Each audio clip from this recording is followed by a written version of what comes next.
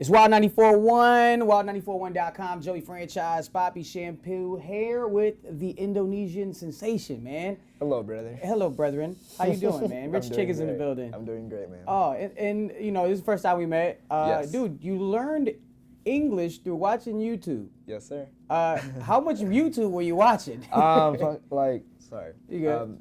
Just every single day.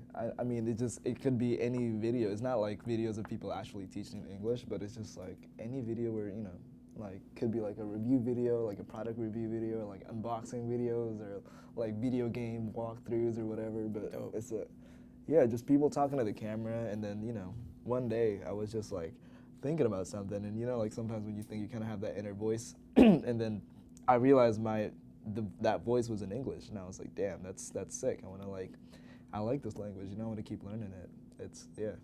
That's dope, man. Because you're speaking really good. Thank you. So, appreciate it. And you moved to the country when? I mean, I'm still going. You're on a visa, right? Yeah, I'm on a visa right now, so I'm still going back and forth. But first time I came here was earlier this year, May. Yeah. And you actually got on the scene doing Vine videos. Right. So social media had kind of introduced you to the early part of the thing. Definitely. And before Vine, I was doing like Twitter stuff, and I was like, that was probably 2011, 2012. And I was just doing like comedy stuff a lot, and you know, that was kind of like my thing. I used to also do like just like short films, and because I was super into cinematography. I still am, and I still like, you know, use that knowledge for like music videos and stuff. But like, I got into music like probably when I was 14, because I don't know, this one day I kind of was just like, I want to try to rhyme something, and you know, it was super hard for me back then. Yeah. And then I was using like a Rick Ross beat on YouTube, like BMF. But yeah, it was just really fun for me to do, and then, you know, and then I kind of just started taking it more seriously. And it's cool because, I mean, when I first heard you for the first time, when I heard That Stick, I kind of looked at it as, I would never expect that, like, the early influences would be a Childish Gambino and Macklemore. Like, how'd that come about? Like, was that, like, the first introduction to you ever listening to any type of hip-hop? I've definitely heard a bunch of hip-hop because I would just, like, as a kid, like, a lot younger than that, I would just watch MTV, and there would be, you know, hip-hop music videos and stuff like that.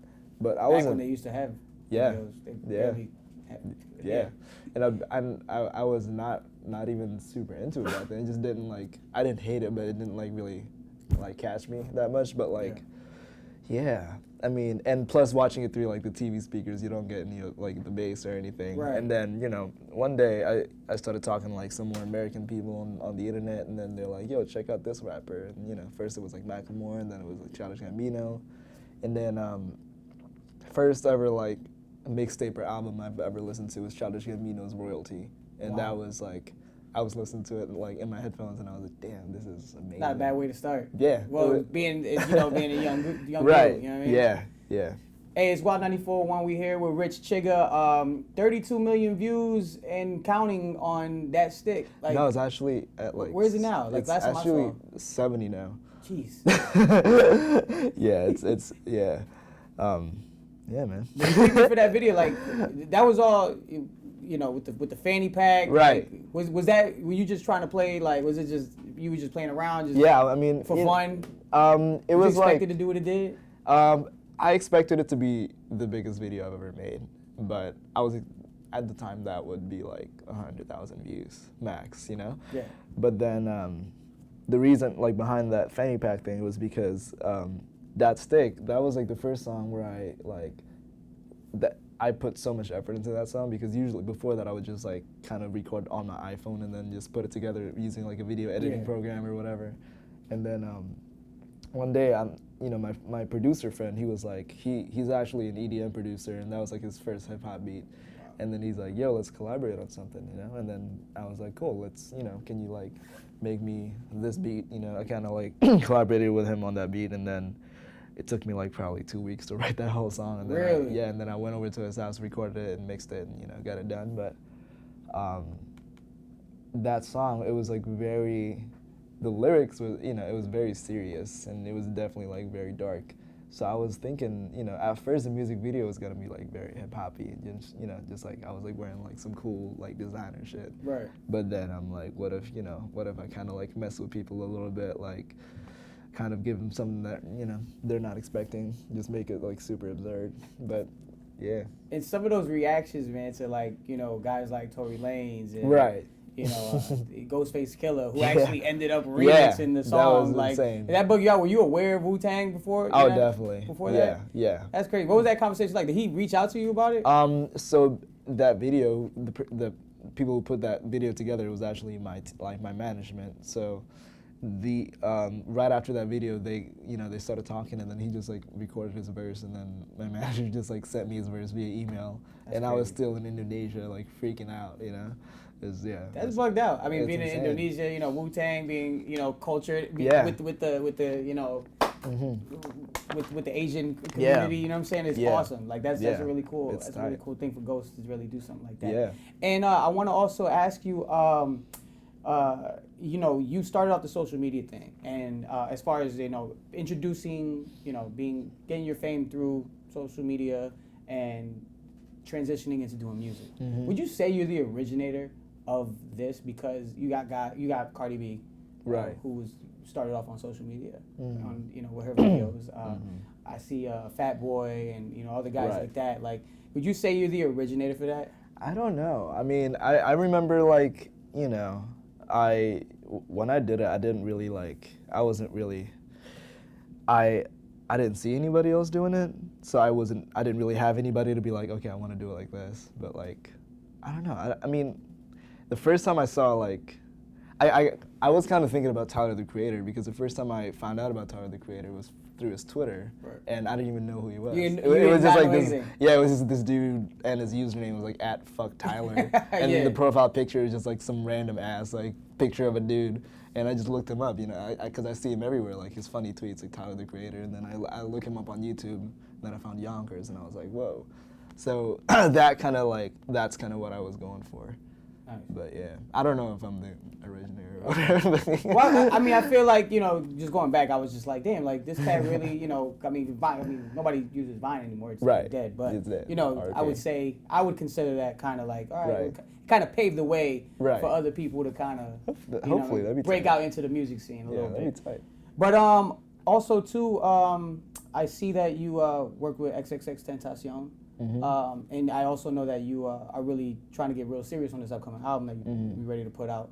Are we gonna see like when X came out, it was Look At Me was like the shit. Yeah. You know what I mean? It still is. And you know, when you hear the album, when you hear 17, it's like, yo, it's like a whole another side, which is dope, because it actually, you know, was received real well by you know, a lot of fans. But what would you say about your upcoming album and what we could expect? It's definitely, you know, it's not that crazy where it's like, because, you know, with 17 it's like super. He usually does like super hardcore stuff, and then all of a sudden like this, which is also cool, but like I'm exploring with like other sounds as well, but it's not like that drastic. I'm like starting to, you know, sing a little bit. I don't know if you've heard my song like Glow Like That, but I was kind of like singing on that, but it's not like super like singer kind of singing. It's just like I just like writing melodies and you know, just singing on catching it. a good little harmony. Yeah.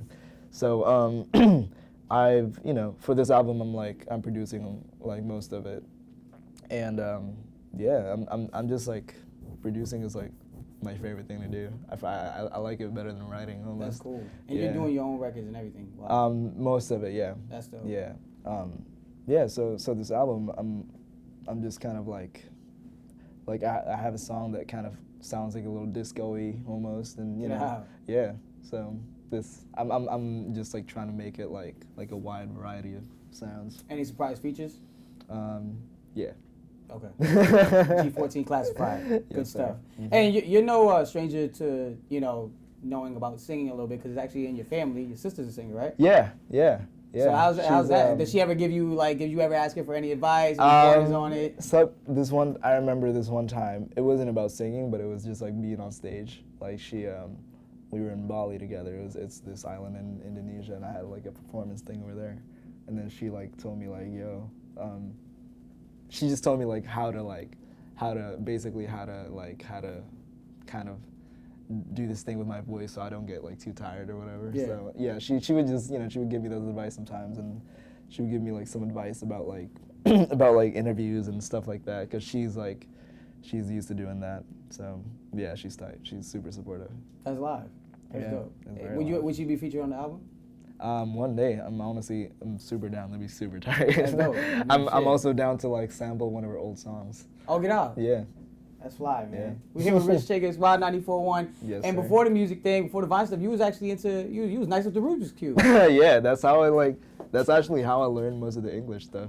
Just like watching watching the Rubik's Cube videos? tutorials. Dude, I still can't figure one out. I have one at the crib. And Oh, you do? I'm still in the process. I've got Damn. one or two sides. Right. I still can't. No, the like, thing is you can't focus on it's a whole different thing. You can't like do like one side by one. I tried doing it like.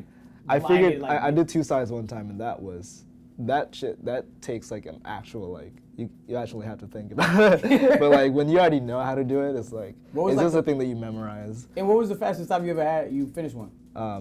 This one time I got so lucky I did 8 seconds. That might be a little bit better than Logic. Have you ever ran into Logic at all? Actually no, but I've seen videos of him. Because he's nice. Yeah. Like, he's done that shit right in front of me, and it's insane. What's like the fastest he did? He did that shit in like, well, he was breaking it down. Like when he was when I interviewed him and he brought that up. Yeah. He literally was just like breaking it down, like, and I wasn't even paying attention. I'm just like watching what the hell he's doing. And it's like I've flipping seen everything, like his hand movements is out of control. I've seen him freestyle and like do that. Yeah, he freestyle while doing that. So that was amazing. That's nuts. And yo, I want to talk to you too, because like, I mean, you're kind of holding the torch for Asian rappers right now. Do you have you ever crossed paths or ever stumbled upon like music from Jin? Jin, oh yeah, definitely. Jin. I've listened to him. Yeah. Yeah, like I haven't listened like too much of him, but like I had an interview with Nardwar, and he gave me a Jin vinyl. That's rare. Yeah. That's very rare, yeah, actually. Learn Chinese. I would like play it in my Airbnb sometimes. That's fly. Yeah, he's tight. And I want to ask you too. When could we expect the album? Before this year, for sure. Excited, man. Yeah. And you're on your own tours is huge. Big stuff. Big things are going on. Big things, man. Yeah, man. Rich Chigga, appreciate you taking out the time, brother. Oh, yeah, brother. It's Wild 94.1. Great meeting you. My guy.